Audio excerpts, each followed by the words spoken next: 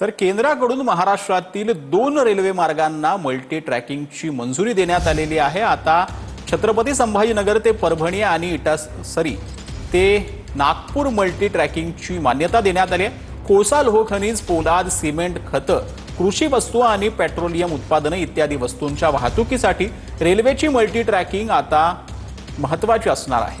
मुख्यमंत्री देवेंद्र फडणवीस यांनी यावेळेला पंतप्रधानांचे आभार मानलेले आहेत।